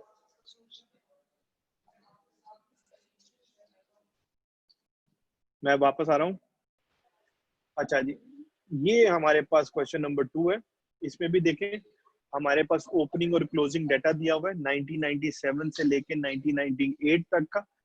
जुलाई जो है 1997, ये जो आ गया ये आपके पास ओपनिंग डाटा है और ये आपके पास क्लोजिंग डाटा। बकाया डाटा हमें यहाँ पे गिवन है, सेल्स है, रॉ मटेरियल है, परचेज डिस्काउंट है, डायरेक्ट लेबर है, फैक्ट्री ओवरहेड्स है, ऑपरेटिंग एक्सपेंसेस है। इसमें से हमने 2 चीजें बनानी है। एक तो हमने बनाना है कॉस्ट ऑफ गुड मैन्युफैक्चर्ड और फिर हमने दूसरी चीज जो प्रोड्यूस करनी है वो करनी इनकम स्टेटमेंट। जब हम इनकम स्टेटमेंट बनाएंगे तो इसमें कॉस्ट ऑफ गुड्स सोल्ड जो है वो हम ऑटोमेटिकली फाइंड आउट करना पड़ेगा अगर हमें इनकम स्टेटमेंट ड्रॉ करनी है। तो ये डाटा अगर आपके सामने आ गया है और आप में से कोई सिर्फ मुझे ये बता दे कि रॉ मटेरियल कितने का कंज्यूम हुआ इस साल, तो मुझे थोड़ा सा आइडिया हो जाएगा कि आप रॉ मटेरियल निकाल सकते हैं। अच्छा, अगर आप नहीं निकाल पा रहे तो मैं आपको इस वक्त फोर्स नहीं कर रहा, इस वक्त ब्रेक का टाइम सर के ऊपर है, जारी बात है आप लोग भी 1 घंटे से बैठे हुए, you must be tired as well. तो आप लोगों को हम दोबारा मिलेंगे 140 शार्प। 140 शार्प का मतलब है कि 140 पे क्लास हम लोग स्टार्ट कर देंगे। तो अगर आपको इन क्वेश्चंस में कोई भी प्रॉब्लम है 45, तो मेक श्योर कि you are there on time, so that आपका कोई क्वेश्चन का पार्ट मिस ना हो। अभी तक जो 2 क्वेश्चन के आगे हमारे पास 3 और क्वेश्चंस हैं जो हमने टोटल 5 कवर करने, तो make sure you are on time और we will see you at 145। I am switching back to Zoom. अब हमारे पास डेटा गिवन है, मैं थोड़ा सा इसको जूम भी कर देता हूँ ताकि आपको जितना आसानी से नजर आ सके। हमारे पास ओपनिंग डेटा भी गिवन है, क्लोजिंग डेटा भी गिवन है, हमारे पास रॉ मटेरियल और डेटा फॉर द ईयर भी गिवन है। हमें कॉस्ट ऑफ मैन्युफैक्चर्ड गुड्स निकालनी है। कॉस्ट ऑफ मैन्युफैक्चर्ड गुड के लिए हम लोग फॉर्मेट यूज करते हैं और हम लोगों ने फॉर्मेट अभी ड्रॉ भी किया था। तो अगर हम स्टार्ट करें तो सबसे पहले फॉर्मेट था opening raw material. Opening raw material में हमने ऐड किया था मटेरियल परचेज्ड, मटेरियल परचेज्ड, और उसमें से हमने किया था माइनस क्लोजिंग रॉ मटेरियल। तो जो हमारे पास आंसर आ रहा था वो आ रहा था मटेरियल कंज्यूम्ड। ठीक हो गया। तो ये हमारा ओपनिंग रॉ मटेरियल जो है हमारे पास गिवन है 16,000। ठीक हो गया जी। इसमें रॉ मटेरियल ऐड जो हमने किया वो किया था 110,000 का। ठीक हो गया। और क्लोजिंग रॉ मटेरियल जो है वो 18,000 गिवन है। तो साथ साथ अगर आप देख लें 16,000 प्लस 110,000 माइनस 18,000, तो हमारे पास रॉ मटेरियल जो कंज्यूम्ड आ गया है वो आ गया 108,000। ओपनिंग में जो साल के शुरू में पड़ा हुआ था, जो हमने इस दफा और खरीदा है वो 1,10,000 का है, और 1,08,000 जो है हमने कंज्यूम कर लिया। ठीक हो गया। तो हम लोग इसके अंदर जरा जो है कॉमास डाल लेते ताकि हमें डेटा दिखना आसान हो जाए। अच्छा, उसके बाद हमने इसमें ऐड करना था ऐड डायरेक्ट लेबर। ये वही फॉर्मेट हम कंटिन्यू करें, मैं फॉर्मेट एक दफा आपको दिखा भी देता हूँ। ये रहा फॉर्मेट जो हम कंटिन्यू कर रहे हैं। अगर देखें ओपनिंग रॉ मटेरियल, वहां पे बिगिनिंग रॉ मटेरियल था, परचेजेस ऐड हुई हैं, और एंडिंग रॉ मटेरियल जो है वो माइनस हो गया। तो हमारे पास जो चीज बच गई वो आ रहा है मटेरियल कंज्यूम्ड। ठीक है, उसके बाद हमने डायरेक्ट लेबर ऐड करनी है और हम उसके बाद मैन्युफैक्चरिंग ओवरहेड्स ऐड करेंगे। तो अब देख लेते हैं जी हमारे पास जो और डाटा है उसमें क्या क्या गिवन है। उसके बाद जो हमें गिवन है डायरेक्ट लेबर गिवन है 90,000 की। ठीक है जी। तो डायरेक्ट लेबर आ रही है हमारे पास 90,000।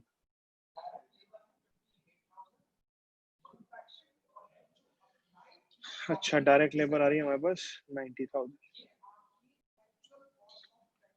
अच्छा, इसको कॉपी करने से पहले एक दफा पहले हम इसको एक पॉइंट तक ले जाते हैं और फिर हम देखते हैं कि हमने क्या कोई चीज ऐसी तो नहीं है जो इसमें और फर्दर यूज होनी थी। और इसमें हमने ऐड करना है मैन्युफैक्चरिंग ओवरहेड्स। मैन्युफैक्चरिंग ओवरहेड्स भी देखें 98,000 की हमारे पास गिवन है। तो यहां तक जो है वो हमारी आ गई थी टोटल मैन्युफैक्चरिंग कॉस्ट। तो 1,08,000 का मटेरियल था, 90,000 की लेबर थी और 98,000 का मटेरियल। तो ये हमारे पास आ रही है मैन्युफैक्चरिंग कॉस्ट 296,000। इसे आगे जाने से पहले अगर हम अपना डाटा देखें, क्योंकि हमारे डाटा में कोई ऐसी चीज तो नहीं है जो हमने अभी तक यूज ना की हो। देखें सेल्स गिवन है, परचेजेस गिवन है, परचेज डिस्काउंट गिवन है हमारे पास, डायरेक्ट लेबर गिवन है, फैक्ट्री ओवरहेड है और ऑपरेटिंग एक्सपेंसेस है। बिफोर कंटिन्यू, अच्छा अब देखो अगर हम देखें कि हमने लिखा है कि हमने रॉ मटेरियल जो है 1,10,000 का परचेज किया, इसीलिए जो रॉ मटेरियल कंज्यूम आ रहा है वो 1,08,000 का आ रहा है। एक चीज जो हमने यहाँ पे इग्नोर की है वो है परचेज डिस्काउंट। वो कितने का मिला हमें? 2,000 का डिस्काउंट मिला था। तो हमने जो एक्चुअली मटेरियल परचेज किया है वो 1,10,000 का नहीं है, वो 1,08,000 का है। क्यों? 1,10,000 का उसने हमें कोड किया था, 2,000 का उसने हमें डिस्काउंट दिया है। तो हमें ये 2,000 को एडजस्ट करना है ताकि हमें एग्जैक्टली पता चल सके हमने कितने का मटेरियल यूज किया है, तो इसलिए 108,000 का मटेरियल यूज किया है। मैं इसे भी बताना ये चाह रहा था, जो मैंने यहाँ पे इसलिए ऐड इसको माइनस प्लस नहीं किया, वो हमने इसलिए नहीं किया कि आप जो चीज भी मिस करेंगे उसका कॉस्टिंग पे इम्पैक्ट आएगा। अगर कॉस्टिंग पे इम्पैक्ट आएगा इसका मतलब आपने सही कॉस्ट फाइंड आउट नहीं की हुई है। अगर किसी चीज की सही कॉस्ट पता नहीं होगी, उसकी सेलिंग प्राइस गलत आ जाएगी, या तो ज्यादा कोट हो जाएगी या कम कोट हो जाएगी। अगर ज्यादा कोट हो जाएगी तो माल बिकेगा नहीं, कम कोट हो जाएगी तो माल पे प्रॉफिट कम हो जाएगा। तो इसलिए ये मेक श्योर कर लेना है कि सारे के सारे जो एलिमेंट्स गिवन है वो आपने यूटिलाइज किए हुए। तो मटेरियल परचेज को मैं यहाँ पे कर देता हूँ आफ्टर डिस्काउंट, ठीक है। तो हमें पता चल गया कि भाई डिस्काउंट माइनस करने के बाद हमारे पास जो टोटल मैन्युफैक्चरिंग कॉस्ट आ रही है वो 294,000 आ रही है। अच्छा, इसके बाद हमने ऐड करना था add opening work in process. Opening work in progress अगर देखें आपके पास गिवन है गुड्स इन प्रोसेस, ओपनिंग है 24,000, ठीक है, और उसमें से हमने माइनस करना है क्लोजिंग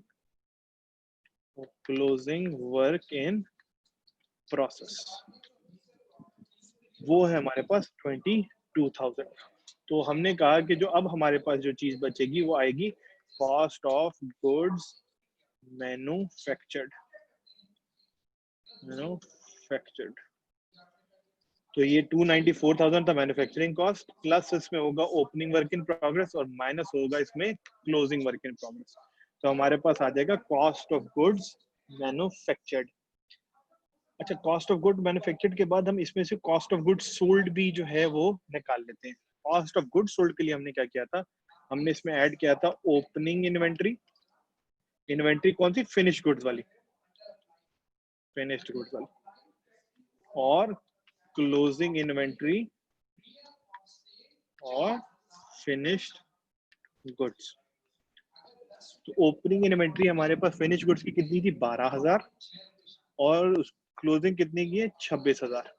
तो हमारे पास जो लास्ट आंसर आ जाएगा cost of goods sold. Cost of goods sold का मतलब होता है जो सामान आपने बेचा है उसकी कॉस्ट आपको क्या पड़ी है। तो 296,000 plus opening inventory minus closing inventory, तो ये आपके पास जो आ गया ये आ गया कॉस्ट ऑफ गुड सोल्ड 282,000। जी, इससे आगे कंटिन्यू करने से पहले ये फॉर्मेट आपको याद रखना है। ये फॉर्मेट आपका बिल्कुल नाम क्या हमें फाइंड आउट करनी, इनकम स्टेटमेंट। अब इनकम स्टेटमेंट के अंदर हम क्या करते हैं, अब पार्ट बी हम करने लगे। तो पार्ट बी में क्या हमें इनकम स्टेटमेंट बनानी। तो इनकम स्टेटमेंट में सबसे पहली चीज होती है सेल्स, और सेल्स में से माइनस होता है cost of goods sold, cost of goods sold. तो सेल्स जो है हमारे पास गिवन है कितनी, 480,000। पहला ही डाटा फॉर द ईयर में 480,000 की हमारे पास सेल्स प्रोवाइडेड है। कॉस्ट ऑफ गुड्स सोल्ड हमने अभी निकाला था 282,000, ठीक है, 282,000 का। तो अगर हमने सेल्स में से cost of goods sold minus करेंगे तो हमारे पास आता है ग्रॉस प्रॉफिट। ये हमने लास्ट लेक्चर में भी किया था, अगर आपको याद हो, ग्रॉस प्रॉफिट सेल्स में से cost of goods sold minus किया तो हमारे पास जो था वो ग्रॉस प्रॉफिट आ गया। तो हमारे पास ग्रॉस प्रॉफिट आ गया 198,000 का। जब हमारे पास ग्रॉस प्रॉफिट आ गया तो उसके अंदर से हमने माइनस क्या करनी है, ग्रॉस प्रॉफिट के अंदर से हमारे पास अब सारे एक्सपेंसेस हो गए। मैं साथ साथ टिक करता जाता हूँ, आपको पता चलता जाएगा। हमने सेल्स इंक्लूड कर लिए, बिल्कुल कर लिए। हमने परचेज और डिस्काउंट एडजस्ट कर लिया था, बिल्कुल कर लिया था। लेबर ले ली थी, इंक्लूड कर ली थी। ओवरहेड्स लेने थे, इंक्लूड कर लिए थे। ओपनिंग और क्लोजिंग जो है वो सारे एडजस्ट हो गए थे। सिर्फ एक कॉस्ट रहेगी जो अभी तक इंक्लूडेड नहीं है, वो है ऑपरेटिंग एक्सपेंसेस की। तो अगर हम ऑपरेटिंग एक्सपेंसेस माइनस कर दें तो हमारे पास जो है वो नेट प्रॉफिट आता है।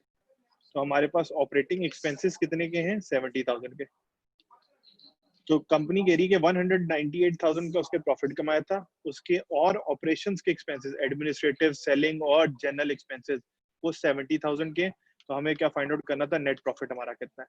तो नेट प्रॉफिट में क्या, 198,000 माइनस 70,000, तो हमारा नेट प्रॉफिट आ गया 128,000 का।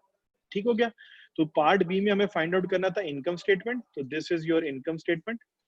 और पार्ट ए में हमने फाइंड आउट करना था कॉस्ट ऑफ गुड सोल्ड। तो ये आपका पूरा का पूरा क्वेश्चन और इसका फॉर्मेट जो है आपके लिए अवेलेबल है। आप इसको एज इट इज करते जाएंगे तो आपको कुछ और करने की जरूरत नहीं, आप इसी फॉर्मेट पे चलेंगे तो आपके हर क्वेश्चन जो है वो इजीली सॉल्व हो जाएगा। तो बिफोर मूविंग फॉरवर्ड मैं यहाँ तक आपके पास वापस आ रहा हूँ जूम सेशन में, आप मुझे बताइएगा कि आपका अभी तक का कॉन्सेप्ट क्लियर है कि नहीं। चलें मूव फॉरवर्ड करते हैं। अब आ जाते हैं हम लोग क्वेश्चन नंबर 3 के ऊपर। This is class practice question. Question number 3-3 है। बुक जो है वो गैरिसन नॉरिन की है और 16th एडिशन है जिसको हम अभी आपके साथ सॉल्व करने लगे। तो अगर आप देख लें तो हम लोग जो है क्वेश्चन नंबर 3 पे आ गए। सेम वही डाटा अगर आप देख लें, परचेज ऑफ रॉ मटेरियल भी दिया हुआ है, इनडायरेक्ट मटेरियल भी दिया हुआ है इंक्लूडिंग इन मैन्युफैक्चरिंग ओवरहेड, और आपके पास डायरेक्ट लेबर भी गिवन है, आपके पास manufacturing overhead applied to the work in progress भी गिवन है। अब ये क्या होता है और अंडर अप्लाइड क्या होता है, ये सारे अभी हम इसको डिस्कस करते हैं। तो अगर हम पहले इसी डाटा को जरा क्लियर कर लें ताकि हम जहां तक इस डाटा को यूज कर सकते हैं इसी डाटा को यूज कर लें, हम इसको कॉपी कर लेते हैं, ठीक है। तो ताकि हमारा ये क्वेश्चन वहीं का वहीं रह जाए, आप लोगों के लिए भी यूजेबल हो जाएगा। और ये हम आ जाते हैं क्वेश्चन नंबर 3 के ऊपर, ठीक है। ये मैंने यही वाला डाटा जो है वो कॉपी कर दिया, आई थिंक कॉपी नहीं हुआ।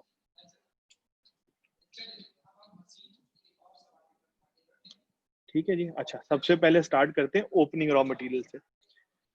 हमारे पास क्या रॉ मटेरियल का ओपनिंग डाटा गिवन है? बिल्कुल गिवन है। बिगिनिंग में अगर आप देख लें ये हमारे पास 12,000 ओपनिंग है और ये हमारे पास 18,000 का एंडिंग है।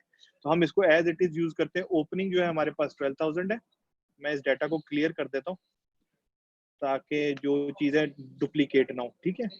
ओपनिंग रॉ मटेरियल 12,000 है, एंडिंग रॉ मटेरियल जो है हमारे पास 18,000 है, गिवन है, ठीक है। इस साल जो मटेरियल परचेज किया है वो 30,000 का है, ठीक हो गया। मैंने यहीं पे एंट्री डाल दी 30,000 की, तो ये मेरा रॉ मटेरियल आ गया। तो अगर मुझे ये पूछना हो कि रॉ मटेरियल कितने का कंज्यूम है, 12,000 का था, 30,000 का मैंने और परचेज किया और 18,000 का अभी भी गोदाम में पड़ा हुआ है।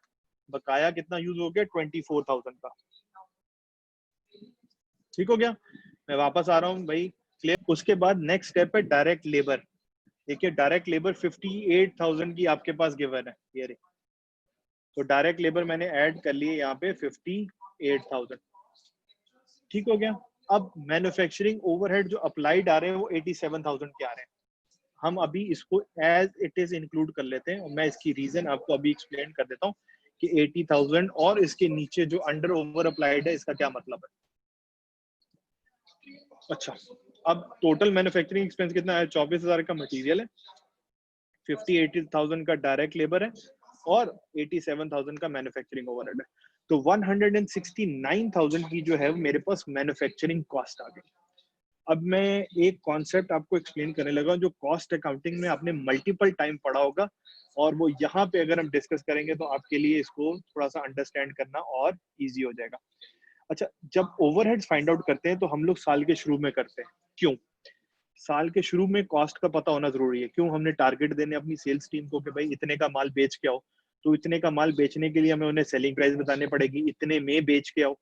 उसके लिए हमें कॉस्ट का पता होना बहुत जरूरी है भाई कि इतने की कॉस्ट आई है और इतना उस पर प्रॉफिट रख के इतने में माल बेच के आना है। तो हम लोग ओवरहेड जो है साल के शुरू में एस्टिमेट कर लेते हैं। डायरेक्ट एक्सपेंसेस का तो हमें पता होता है, ओवरहेड जो है हमें साल के शुरू में एस्टिमेट करने पड़ते हैं। अच्छा, अब ये हो सकता है एस्टिमेट किया गलती हो गई, कोई कॉस्ट कम डाल दी, कोई कॉस्ट ज्यादा डाल दी है।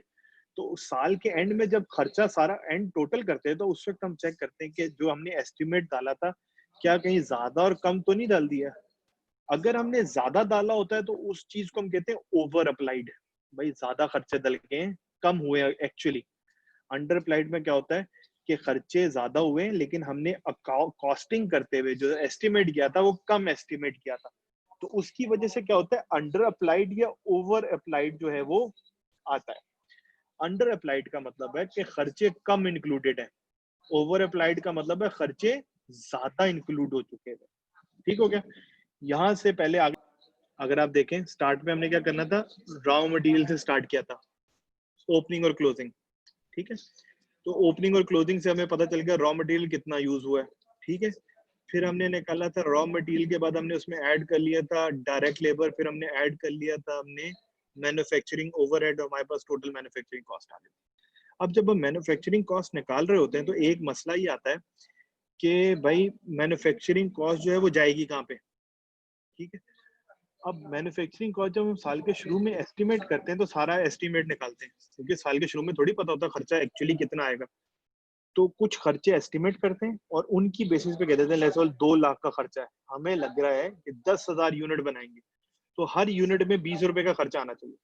अब 2 लाख भी एस्टिमेटेड है और 10,000 जो यूनिट बनाए वो भी एस्टिमेटेड है। एक्चुअली तो पता चलेगा साल के एंड में कितना खर्चा आया और कितने यूनिट बने।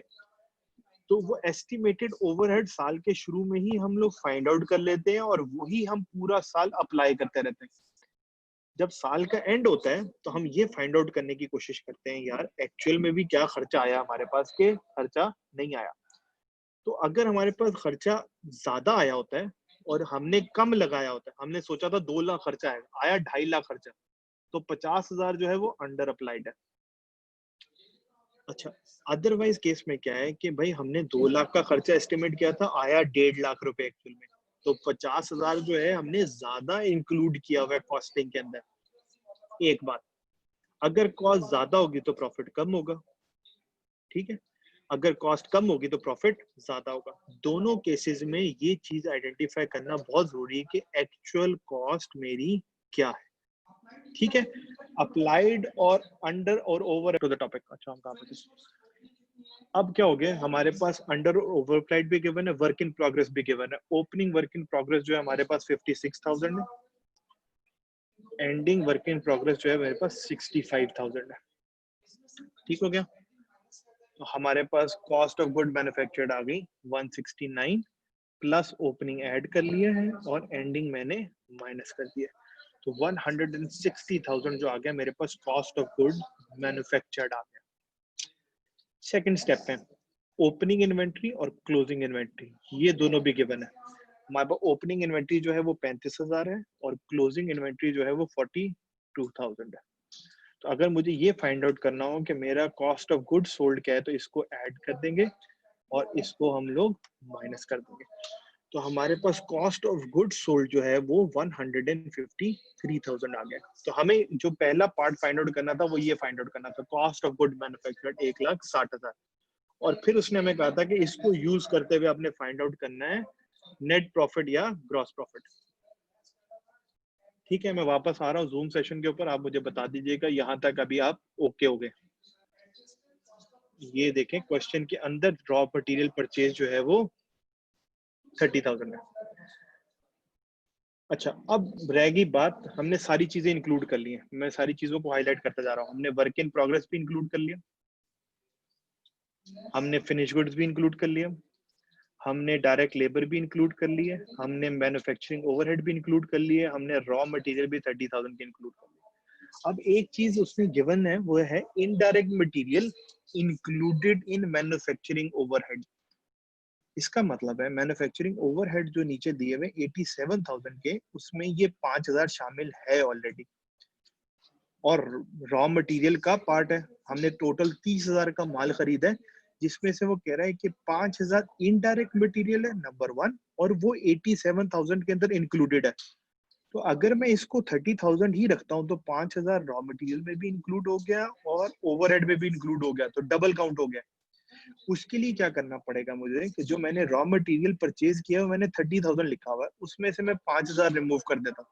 क्यों? क्योंकि वो जो 5,000 है वो एक इनडायरेक्ट मटेरियल है और वो मैन्युफैक्चरिंग ओवरहेड का पार्ट भी है। एक तरीका ये है। दूसरा तरीका ये है कि जो मटेरियल कंज्यूम्ड निकाला है 24,000 का, उसमें से 5,000 माइनस कर दो। दोनों केसेस में आपका आंसर सही आएगा। मकसद क्या है रिमूव करने का? एग्जैक्ट कॉस्ट आए। अगर कॉस्ट एग्जैक्ट नहीं आएगी तो हमारे लिए प्रॉब्लम है। क्यों प्रॉब्लम है?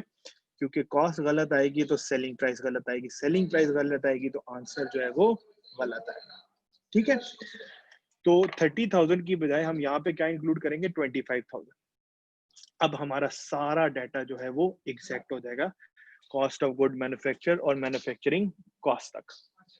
जी, ये बात क्लियर हो गई? बजट से ज्यादा कॉस्ट है, अंडर है, बिल्कुल सही है।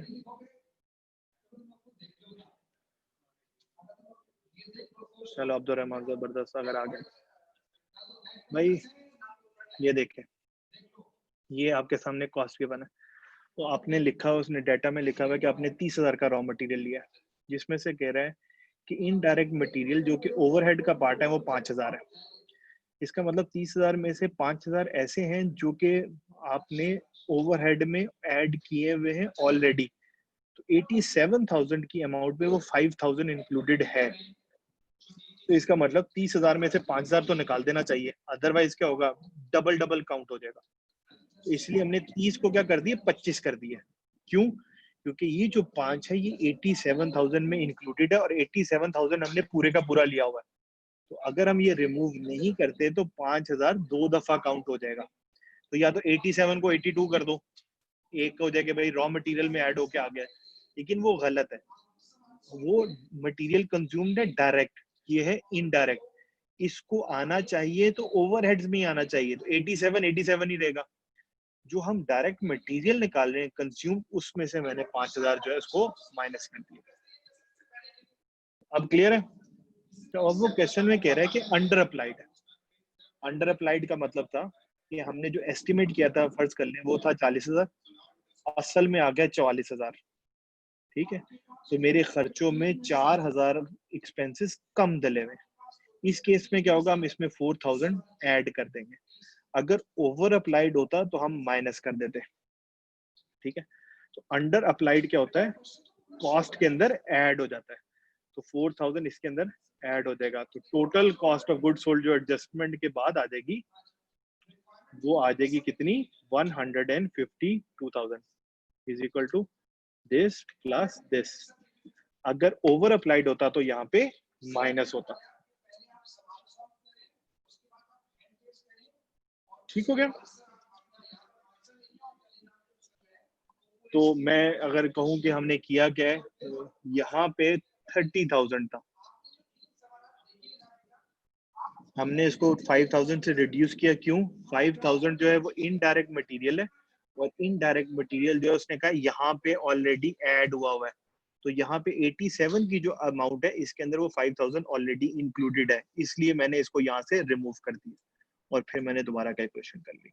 आखिरी चीज जो है अंडर अप्लाइड जो है वो ऐड होता है, ओवर अप्लाइड जो है वो माइनस होगा। तो 152,000 का आपका आंसर आ गया कॉस्ट ऑफ गुड सोल्ड। जी भाई, यहाँ सारा ये देख लीजिए।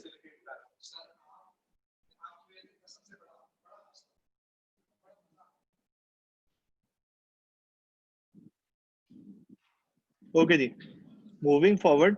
अब आप लोगों के लिए एक क्वेश्चन है हमारे पास, जो आपने अभी सॉल्व भी करना है और अटेम्प्ट भी करना है, और हमें ताकि पता चल जाए कि जो आप इतनी देर से क्लियर क्लियर कह रहे हैं वो असल में भी क्लियर है या नहीं है। ये रहा क्वेश्चन। ये क्वेश्चन आपने अभी अटेम्प्ट करना है, मार्क्ड नहीं है, जस्ट टू इंश्योर कि जो बातें हम अभी तक करते आए हैं और जो बातें आपने यहाँ पे लिखी हुई देखी हैं वो आप अप्लाई भी कर सकते हैं या नहीं कर सकते। इस वक्त हो रहे हैं 2:15 ऑलमोस्ट। हम आपको 20 मिनट्स का टाइम दे रहे हैं, और 20 मिनट्स में आप इसको सॉल्व करेंगे, और उसके बाद मैं इसी को आपके सामने अटेम्प्ट भी करूंगा और यहाँ पे इसका आंसर भी शो करूंगा। जिसकी कोई प्रॉब्लम होगी, क्वेरी होगी, फिर हम उसको साथ साथ डिस्कस करते जाएंगे। तो टाइम हो चुका है 215। आपने आंसर पोस्ट नहीं करना है चैट पे, भाई ये याद रख लेना। आंसर चैट पे पोस्ट नहीं होगा, आप सिर्फ अपने एंड पे सॉल्व करेंगे और फिर हम इसको यहाँ पे शो करेंगे। तो बिफोर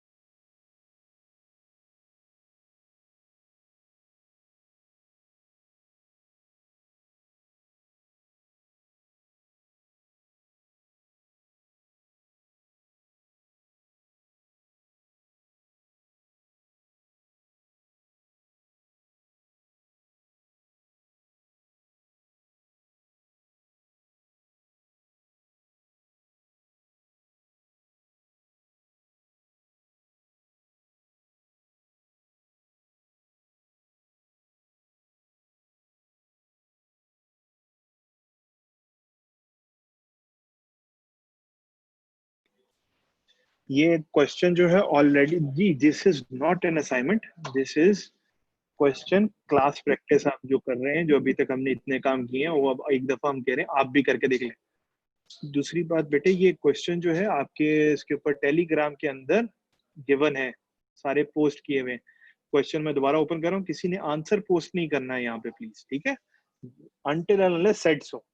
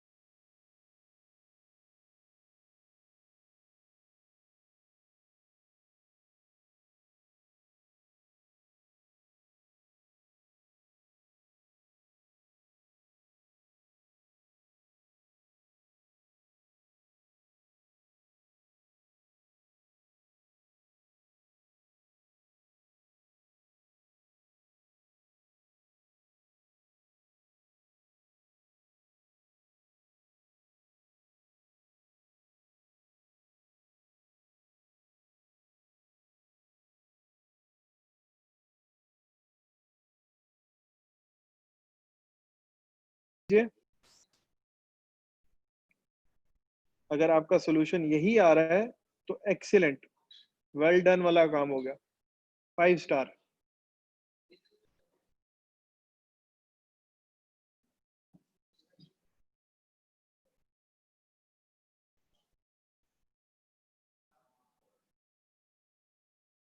सबका अगर यही आंसर आया है और इसी फॉर्मेट पे उन्होंने बनाया है तो वेरी वेल डन, शाबाश।